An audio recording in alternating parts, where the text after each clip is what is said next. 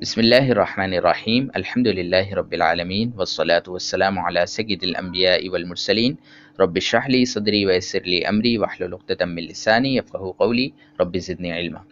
جیسا کہ آپ سب یہ بات جانتے ہیں کہ الحمدللہ ہم لوگوں نے اپنی پچھلی ویڈیوز تک تمام ضمائر کی اقسام کو کمپلیٹ کر لیا اور ایک ایک کر کے ہم نے ضمائر کی اقسام کو پڑھا اور 70 ضمائر ہم نے نکالنا سیکھ لی ہیں۔ اب یہاں پر ہو سکتا ہے کہ آپ لوگوں کے ذہن میں ایک بات آئے کہ جب ہم لوگوں نے 70 ضمائر نکالنا سیکھ لی ہیں اور تمام ضمائر کی اقسام بھی ہماری کمپلیٹ ہو گئی ہیں تو اب ہم لوگ ایک اور ویڈیو کیوں دیکھیں اور یہ نئی ویڈیو کس چیز کی ہے؟ تو دراصل یہ ویڈیو بہت زیادہ اہم ہے اور ضروری ہے ان لوگوں کے لیے کہ جن کو تمام ضمائر کی اقسام نکالنا آ گئی ہیں اور جنہوں نے میری تمام پچھلی ویڈیوز کو فالو کیا ہے ان کے لیے بہت زیادہ اہم ہے۔ وجہ یہ ہے کہ ہم لوگ بعض اوقات ایسا ہوتا ہے کہ تمام ضمائر ہم لوگ سیکھ جاتے ہیں لیکن نکالنے کے بعد اس کو کس طرح بتانا ہے، کس طرح اس کو اپلائی کرنا ہے اور کیا کیا چیزیں ہمیں اس کے حوالے سے بتانی ہیں، یہ چیز ہمیں نہیں پتہ ہوتی اور پھر جب پریکٹیکل ورک ہم لوگ کر رہے ہوتے ہیں تو اس میں ہمیں پرابلم ہوتی ہے۔ اور کچھ اس حوالے سے جو ٹرکس ہوتی ہیں وہ بھی میں آپ کو اس ویڈیو میں بتاؤں گا اور کچھ اہم باتیں ہوں گی وہ بھی ہم لوگ انشاءاللہ ڈسکس کریں گے۔ تو سب سے پہلے تو ہم لوگوں نے ضمائر کے حوالے سے ایک کانسیپٹ سمجھنا ہے، لیکن ہم لوگ تھیوری پہ کوئی بات نہیں کریں گے کیونکہ آلریڈی ہم لوگ تھیوری کافی پڑھ چکے ہیں، لہٰذا اب ہم لوگ ریئل ورلڈ ایگزامپل سے سمجھتے ہیں۔ تو انشاءاللہ آپ لوگوں کے بات اچھے سے سمجھ میں بھی آ جائے گی اور آپ لوگوں کو یاد بھی رہے گی۔ تو دیکھیے آپ لوگوں کا اس طرح کا مشاہدہ رہا ہوگا، ایسے لوگ آپ لوگوں نے اپنے ارد گرد دیکھے ہوں گے کہ جو اپنی بات کو مبہم انداز میں لوگوں تک پہنچاتے ہیں اور واضح طور پر بات نہیں کر پاتے۔ جیسے فار ایگزامپل میں اس کی نظیر کوئی پیش کروں تو وہ یہ ہے کہ اگر کوئی آپ سے یوں کہے کہ وہاں پر نہ جاؤ اور وہاں پر وہ رکھا ہوگا، اس کے نیچے وہ سب ہوگا، تو تم وہ سب ہٹاؤ گے نا تو اس کے نیچے وہ رکھا ہوگا جو کہ نیلے کلر کا ہوگا، وہ لے کر آ جاؤ۔ اب بتائیے کہ آپ کو کچھ سمجھ میں آیا؟ اوپر سے بات گئی ہوگی آپ کے، بلکہ اگر آپ غصے میں ہوں گے تو 2-3 لگا بھی دیں گے اس کے کہ بھائی جو بات کرنا چاہتے ہو واضح طور پر کرو، بولنا کیا چاہتے ہو، کہنا کیا چاہتے ہو۔ تو اس وجہ سے یہاں پر کیا کیا اس نے کہ ضمائر کا کثرت کے ساتھ استعمال کر دیا اور جو نام تھا اس کو بالکل ہی حذف کر دیا۔ اس کے نیچے یہ رکھا ہوگا، کیا رکھا ہوگا اور اس سے مراد کیا ہے، اس نے کیا کیا ضمائر کا تو استعمال کیا لیکن وہ ضمیر لوٹائی نہیں، اس ضمیر کا کوئی مرجع نہیں تھا، اس ضمیر کا کہیں لوٹنے کی جگہ نہیں تھی، کس کی طرف لوٹ رہی ہے یہ آپ کو بالکل نہیں پتا تھا۔ تو ہوا کیا کہ آپ کو بات بالکل بھی سمجھ میں نہیں آئی۔ تو یہی کانسیپٹ ہوتا ہے ضمیر میں بھی کہ ضمیر میں جو غائب کی ضمیریں ہوتی ہیں، دیکھیں اگر میں آپ سے بات کروں اور یا پھر میں اپنے بارے میں بات کروں تو کیا ہوگا کہ میں جب آپ سے کہوں گا کہ تم وہاں پر گئے تھے، تم نے کھانا کھا لیا، تو جب میں تم کر کے بات کر رہا ہوں یا تم سب کی بات کر رہا ہوں تو اس کا مطلب وہاں پر ضمیر لوٹانے کی ضرورت نہیں ہے کیونکہ میں بھی سمجھ رہا ہوں بات اور آپ بھی سمجھ رہے ہیں۔ آپ سمجھ رہے ہیں کہ یہ سامنے والا میرے بارے میں بات کر رہا ہے کیونکہ ظاہر ہے جب میں آپ سے آپ کے بارے میں بات کروں گا تو تم کہہ کر مخاطب کروں گا نا، یا آپ کہہ کر مخاطب کروں گا تو آپ بات سمجھ جائیں گے۔ لیکن جب میں کسی تیسرے بندے کے بارے میں بات کروں گا تو پھر آپ کو یہ پوچھنا پڑے گا اور آپ کو یہ بتانا پڑے گا کہ آپ کس کے بارے میں بات کرنا چاہ رہے ہیں یا کس کے بارے میں بات چل رہی ہے، وہ آپ کو بتانا پڑے گا۔ تو اس سے ہمیں کیا سمجھ میں آیا کہ جو غائب کی ضمیریں ہوتی ہیں وہ ہمیشہ کسی نہ کسی کی طرف لوٹتی ہیں، کیونکہ غائب میں ہمیشہ کسی تیسرے بندے کے بارے میں بات کی جا رہی ہوتی ہے۔ دیکھیں جیسے اگر میں یوں کہوں کہ میں نے کھانا کھا لیا، آپ بات سمجھ جائیں گے۔ اسی طرح اگر میں یوں کہوں کہ ہم نے کھانا کھا لیا، آپ بات سمجھ جائیں گے۔ تو اس کا مطلب متکلم اگر اپنے بارے میں بات کرے تو سامنے والا بات سمجھ جاتا ہے، ٹھیک ہے۔ اگر میں آپ کے بارے میں بات کروں تو کہ آپ نے کھانا کھا لیا، پھر بھی آپ بات سمجھ جائیں گے۔ آپ سب نے کھانا کھا لیا، بات سمجھ جائیں گے۔ آپ ایک عورت نے کھانا کھا لیا، آپ سب عورتوں نے کھانا کھا لیا، آپ بات سمجھ رہے ہیں۔ اس کا مطلب متکلم کے بارے میں اگر بات کی جائے تو وہاں بھی مسئلہ نہیں ہے۔ مسئلہ کہاں پر ہے کہ اگر میں یوں کہوں کہ اس نے کھانا کھا لیا، ان سب نے کھانا کھا لیا، ان 2 عورتوں نے کھانا کھایا، ان 2 مردوں نے کھانا کھایا، ان سب عورتوں نے کھانا کھایا، تو یہاں پر آپ کے ذہن میں سوال پیدا ہو رہا ہے کہ ان غائب سے مراد کون سی ذاتیں ہیں اور کن کے بارے میں بات کی جا رہی ہے۔ تو یہاں پر آ کر کنفیوژن پیدا ہو رہی ہے، لہٰذا یہاں پر پیچھے کسی کا تذکرہ ہونا ضروری ہے۔ یعنی ہو سکتا ہے میں بات کروں کہ زید کے بارے میں بات چل رہی تھی اور پھر میں آگے لکھوں کہ اس نے کھانا کھا لیا، ہاں اب اس کا مطلب یہ ہوا کہ اس سے مراد یہاں پر کون ہے، زید کی ذات ہے۔ تو امید ہے کہ اب آپ کو بات بالکل سمجھ میں آ گئی ہوگی کہ ہمیں متکلم اور حاضر کی ضمیر لوٹانے کی ضرورت نہیں پڑتی، بلکہ کس کی ضمیر لوٹانے کی ضرورت پڑتی ہے؟ جو غائب کی ضمیریں ہوتی ہیں ان کو ہمیں لوٹانے کی ضرورت پڑتی ہے۔ تو اب جو ہم لوگوں نے بات سمجھی ہے، اسی کو میں اگر عربی میں ٹرانسلیٹ کر دوں تو وہ یہ ہے کہ جیسا کہ ہم نے سمجھا نا کہ جو غائب کی ضمیریں ہوتی ہیں یا کسی نہ کسی کی طرف لوٹتی ہیں، تو لوٹنے والی چیز کو عربی میں کہتے ہیں راجع۔ تو اس کا مطلب یہ غائب کی ضمیریں جو ہوتی ہیں یہ راجع کہلاتی ہیں، یہ لوٹنے والی ہوتی ہیں۔ اب ظاہر ہے کسی نہ کسی کی طرف تو لوٹیں گی، جیسے زید کی پیچھے بات ہو رہی ہے تو زید اس کی طرف لوٹ رہی ہیں، تو زید اس کا مرجع کہلائے گا، یعنی اس کی طرف یہ لوٹ رہی ہیں۔ تو ہمیشہ غائب کی ضمیروں کو کیا کہیں گے؟ راجع، اور جس کی طرف لوٹیں گے اس کو مرجع کہیں گے۔ تو اگر آپ کو یہاں تک بات واضح ہو گئی ہے تو اس کا مطلب یہ ہے کہ آپ کو اسی ضمن میں ایک اور بات سمجھ میں آ گئی، اور وہ کیا کہ یہ بات آپ کو کلیئر ہو گئی نا کہ جو غائب کی ضمیریں ہیں وہ ہمیشہ راجع ہوتی ہیں، کسی نہ کسی کی طرف لوٹتی ہیں، اور ایک وہ چیز ہوگی جس کی طرف لوٹے گی، یعنی اس کا مرجع۔ تو سوال یہ ہے کہ جو اس کا مرجع ہے وہ ضمیر سے پہلے آئے گا یا پھر بعد میں آئے گا؟ تو اس کا آنسر ہے کہ اس کا مرجع پیچھے آئے گا، یعنی ضمیر سے پیچھے، راجع سے پہلے جو ہے اس کا مرجع ہوگا، ٹھیک ہے نا؟ تو یہ بات آپ کو سمجھ میں آتی ہے کہ جیسے زید کا پہلے ذکر ہوگا تو ظاہر ہے پھر آگے ہم پروناؤن کا استعمال کریں گے، لیکن بعض اوقات ایسا ہوتا ہے کہ اس کا مرجع آگے آ رہا ہوتا ہے، یعنی ضمیر کو ہم نے پہلے یوز کر لیا اور اس کا مرجع آگے آ رہا ہوتا ہے، جیسے قل هو اللہ احد قرآن کریم میں آیا۔ تو اس کا اگر میں لفظی ترجمہ کروں تو قل کا مطلب کہہ دیجئے، ہوا کا مطلب وہ، کہہ دیجئے وہ، یہاں پر ابہام ہے ابھی، لیکن کیا ہوا کہ آگے اس کا مرجع جملے کی شکل میں آ گیا اور جملہ اس کی تفسیر بیان کر رہا ہے اللہ احد، ٹھیک ہے؟ قل هو اللہ احد میں اللہ احد جو ہے وہ ہوا کی تفسیر بیان کر رہا ہے، اس کا مطلب یہ ہوا کہ اس کا مرجع آگے موجود ہے، یہ ضمیر کہلائے گی راجع، اور اس کا جو مرجع ہے وہ آگے آ رہا ہے۔ تو ایسی ضمیر کو کہ جس کا مرجع آگے آ رہا ہوتا ہے، ایسی ضمیر کو ضمیر شان کہتے ہیں۔ لیکن بہرحال آپ کو اس حوالے سے یہی بات یاد رکھنی ہے کہ اکثر اوقات اس کا مرجع پیچھے ہی آپ کو تلاش کرنا ہوگا، ضمیر کا مرجع پیچھے ہی ہوگا۔ اب دیکھیے جرنل ضمیروں کے حوالے سے ایک چھوٹا سا قاعدہ ہے جس کو سمجھ لیتے ہیں، جس کے بارے میں اکثر اسٹوڈنٹ سوال بھی کرتے ہیں، اور وہ کیا ہے کہ یہ جو آپ نے دیکھا ہوگا قرآن کریم میں آتا ہے علیہم، فیہم، فیہی، اور اسی طرح بیہی، بیہما، بیہنہ، اس طرح آپ نے دیکھا ہوگا۔ تو ہم نے تو جرنل ضمیروں میں پڑھا تھا ہو، ہما، ہم، ہا، ہما، ہنہ، تو یہ ہو کیوں نہیں ہوتا، بیہو کیوں نہیں ہوتا؟ اسی طرح علیہم کیوں نہیں ہوتا، علیہم کیوں ہوتا ہے؟ فی ہم کیوں نہیں ہوتا، فی ہما کیوں نہیں ہوتا، فی ہما کیوں ہوتا ہے؟ تو اس کی وجہ ہم سمجھ لیتے ہیں، ایک قاعدہ ہے۔ قاعدہ کیا ہے کہ ان جرنل ضمیروں میں جو غائب کی 6 ضمیریں ہوتی ہیں، ان میں سے بھی آپ واحد مؤنث غائب کو ہٹا دیں، یہ تو ہر حالت میں آپ نے دیکھا ہوگا سیم ہی ہوتی ہے، علیہا، بہا، یہ تو سیم رہے گی۔ مسئلہ ان 5 ضمیروں کے ساتھ ہوتا ہے، تو ان 5 ضمیروں سے پہلے اگر کسرہ آ جائے، کوئی ایسا ورڈ ہو جس کے اوپر کسرہ آ جائے، جیسے بی، با کے نیچے زیر آ جائے، با حرف جر ہے نا، اس کے نیچے زیر آ گئی، تو اگر اس کے بعد یہ 5 ضمیریں آئیں گی تو پھر کیا ہوگا؟ ان کے نیچے زیر آ جائے گی، تو اس کو ہم بیہو نہیں پڑھیں گے بلکہ بیہی پڑھیں گے۔ لیکن اگر میں بات کروں لام زبر لا کی، تو یہ بھی حرف جر ہے نا، تو اس کو کیا میں لہی پڑھ سکتا ہوں؟ نہیں، بلکہ لہو، لہما، لہم، اسی طرح پڑھوں گا، اس کی اپنی جو حالت ہے اسی پر پڑھوں گا۔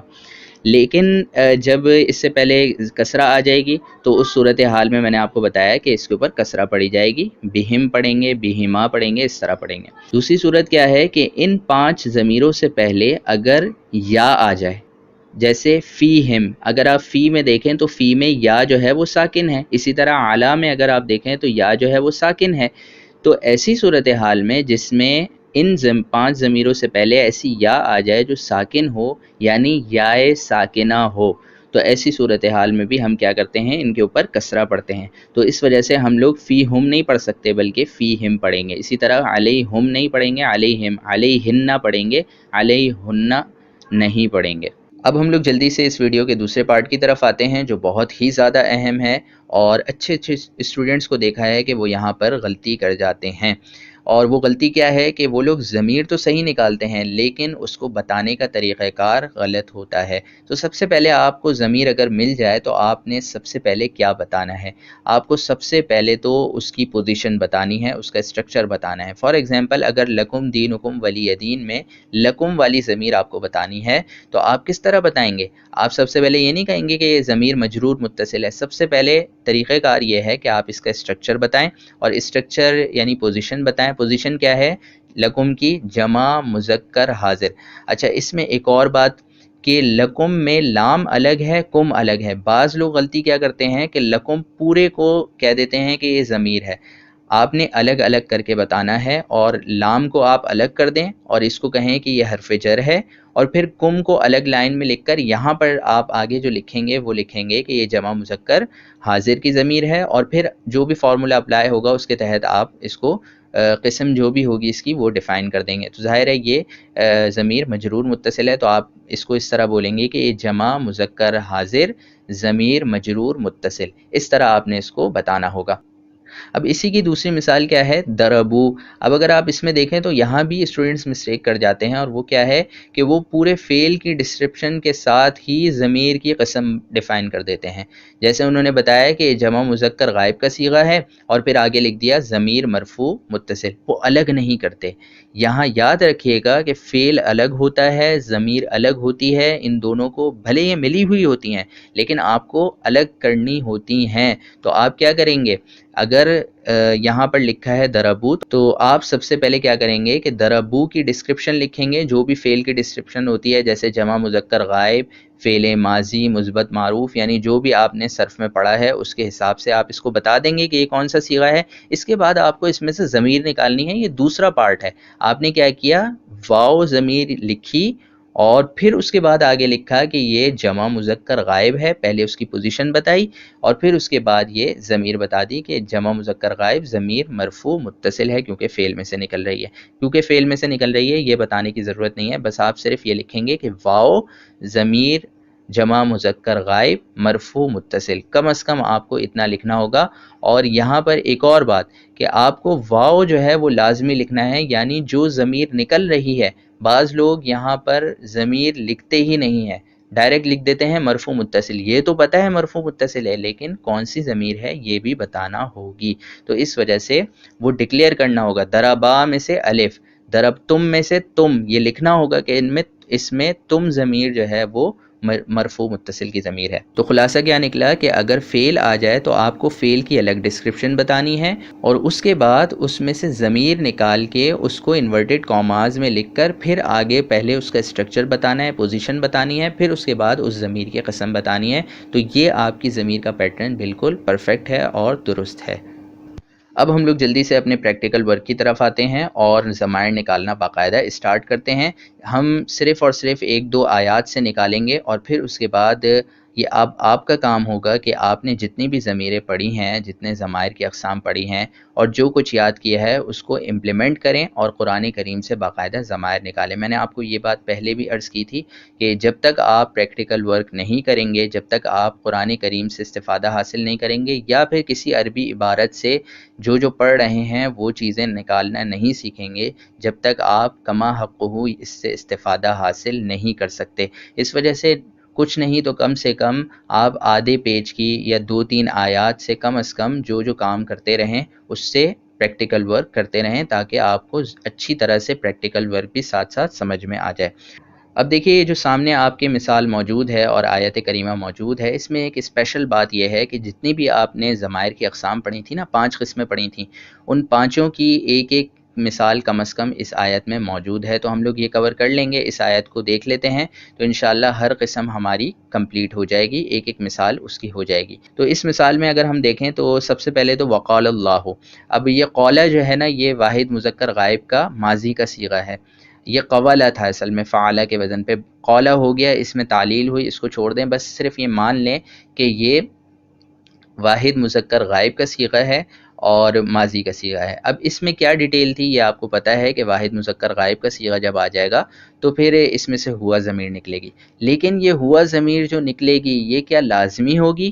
نہیں، بلکہ آپشنل تھی یہ ضمیر، واحد مذکر غائب اور واحد مؤنث غائب، چاہے ماضی کا ہو چاہے مضارع کا ہو، اس میں آپشنل ضمیر ہوتی ہے، اس میں لازمی نہیں ہوتی نکالنا۔ تو آگے ہم لوگ دیکھتے ہیں اگر فاعل موجود ہے تو پھر ہم نہیں نکالیں گے کیونکہ ضرورت نہیں ہے، اور اگر آگے فاعل موجود نہیں ہے تو ظاہر ہے پھر ضرورت ہے، اس وقت نکال لیں گے۔ تو دیکھتے ہیں آگے فاعل موجود ہے تو قال کہا، اللہ تبارک و تعالیٰ نے، کہنا فعل، کہنے والا فاعل، تو یہاں پر کہنے والا کون ہے؟ اللہ تبارک و تعالیٰ، تو اس کا مطلب اس میں جلالت کو ہی ہم فاعل قرار دیں گے، اس میں ظاہر موجود ہے، اس وجہ سے قال میں سے ہوا ضمیر نکالنے کی ضرورت نہیں ہے۔ بہرحال اگر نکلتی تو اس کو ہم کیا کہتے؟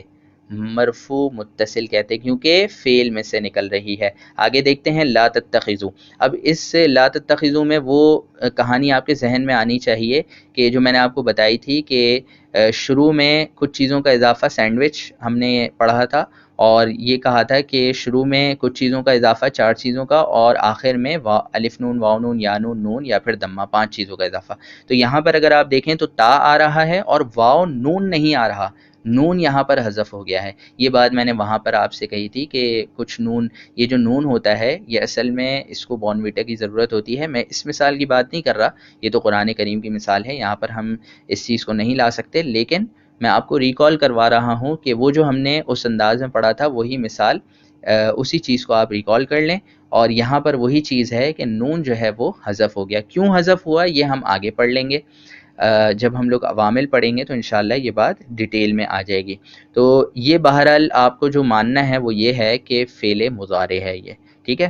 اب اس میں اگر آپ دیکھیں تو تا آ رہا ہے اور آخر میں واو نون ہے، سمجھے نون بھی ہے، نون گر گیا، تو اس میں واو کو ہی ہم لوگ ضمیر قرار دیں گے۔ کیوں قرار دیں گے؟ یہ ریزن آپ کو اچھی طرح سے پتہ ہے کہ جو آخر میں اضافہ ہوتا ہے الف نون واو نون یا نون میں، واو کو ہی ہم لوگ کنسیڈر کرتے ہیں، نون کو کنسیڈر نہیں کرتے ضمیر میں۔ تو ہم اس کی ضمیر کیسے بتائیں گے؟ اس کی ضمیر بتائیں گے واو ضمیر جمع مذکر حاضر، کیونکہ شروع میں تا آ رہی ہے اور اس طرح کا اسٹرکچر حاضر کا ہی ہوتا ہے۔ اگر شروع میں یا ہوتی تو پھر ہم لوگ اس کو جمع مذکر غائب کہتے، لیکن اب یہاں پر کہیں گے جمع مذکر حاضر، اور پھر اس کے بعد اس کی قسم بتائیں گے، چونکہ یہ فعل میں سے نکل رہی ہے اس وجہ سے اس کو کیا کہیں گے؟ مرفوع متصل کی ضمیر کہیں گے۔ اس کے بعد آگے چلیں تو الہینی اثنینی، اس میں کوئی ضمیر موجود نہیں ہے۔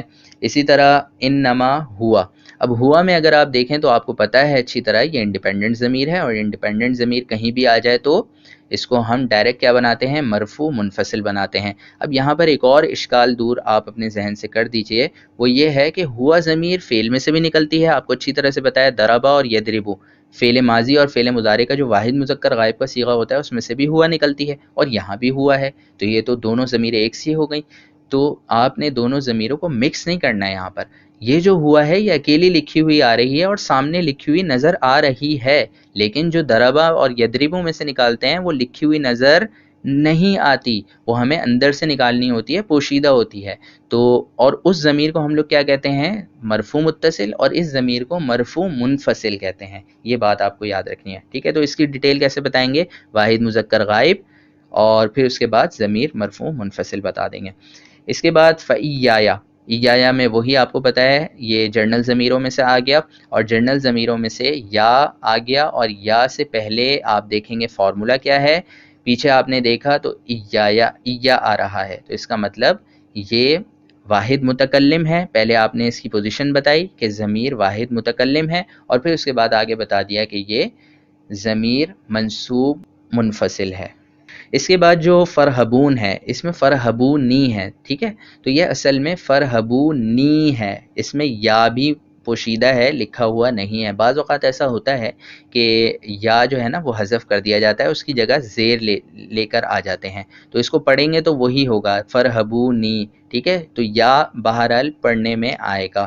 اب یہاں پر کیا ہے کہ فرحبون میں ارحبو، یہ اصل میں فعل امر ہے، آپ کو پتہ ہے افعلو اشربو اس طرح کا آپ نے فعل پڑھا ہوگا، تو اس میں کیا ہوتا ہے کہ واو ضمیر کو ہی ہم کنسیڈر کرتے ہیں۔ فعل امر کی یاد رکھیے گا وہی سب ڈیٹیل ہیں جو فعل مضارع کی ہیں، کیونکہ فعل امر بنتا ہی فعل مضارع سے ہے، تو جو چیزیں ہم نے فعل مضارع کی پڑھی تھی نا وہی سب چیزیں یہاں پر ہیں۔ اضرب میں سے کون سی ضمیر نکلے گی؟ واحد مذکر حاضر کا صیغہ ہے، تو واحد मुज़क्कर हाजिर के सीगे में हम लोग मुज़ारे में क्या करते थे, अंत ज़मीर निकालते थे, तो यहाँ भी अंत ज़मीर निकलेगी। इसी तरह लियदरिब, ये फ़ेल अमर का सीगा है कौन सा, वाहिद मुज़क्कर गायब का, तो ये वही वाली हुआ ज़मीर वाली होगी।